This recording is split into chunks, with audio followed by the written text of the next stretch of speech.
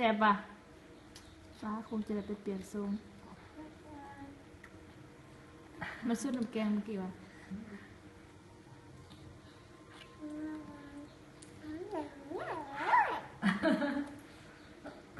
เอาเราซื้อแต่น้ำแกงกินมีได้ไหมลูกกินมีสันนี่ตามีเนี่ยตอนที่แรกมันตั้งนานมากคือบอกมันนานไปเลย มันยาวเลยมันยาวแล้วไปกินของเพื่อนให้เบิร์ดหัน นอนมาเพิ่งมาเพิ่งกินได้ไว้เลยกินแค่น้ำมัน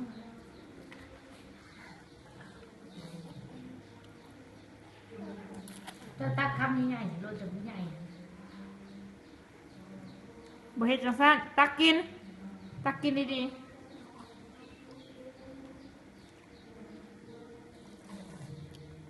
เมื่อกี้มันตักคำบักใหญ่เลยนะ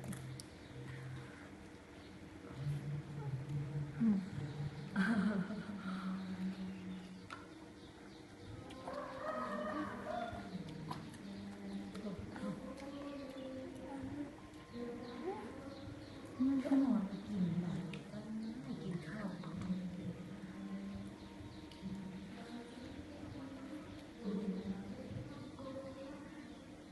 เกิดมาเพื่อกินเลยจ้า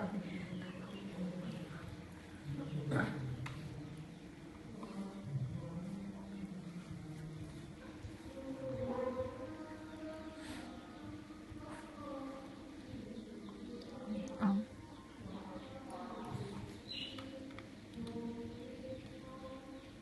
ตักกินดีๆลูกตักกินดีๆตักกินคำใหญ่ๆเนี่ยคำใหญ่ๆ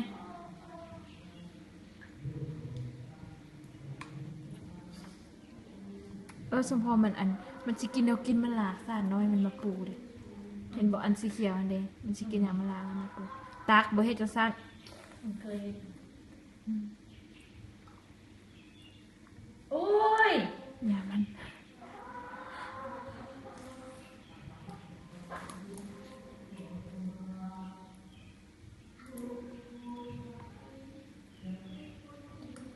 ข่าวปัญหานี้อยู่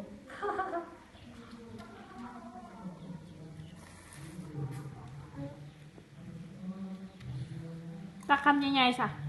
ตักคำใหญ่ๆบอกให้คำใหญ่เลยคำน้อย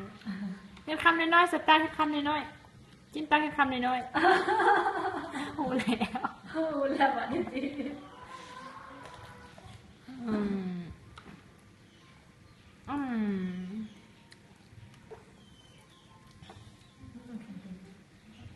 มันแน่นมันจะ ตักให้คำน้อยๆตักให้คำน้อยๆสะตักให้คำน้อยๆเด้อลูกเด้อ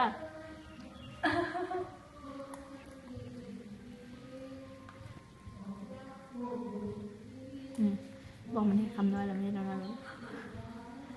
บอกไม่ให้คำใหญ่แล้วมันบู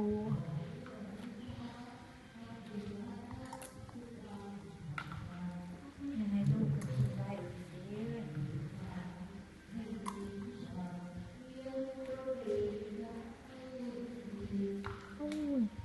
เมื่อกี้ตอนมากินข้าวอิ่มข้าวอาเซียนให้มันแล้วยาเลยมันคือจะมากินแบบเดียวกลืนก่อนติลูก ดูว่า โอ้ยเหยียบมาแล้ว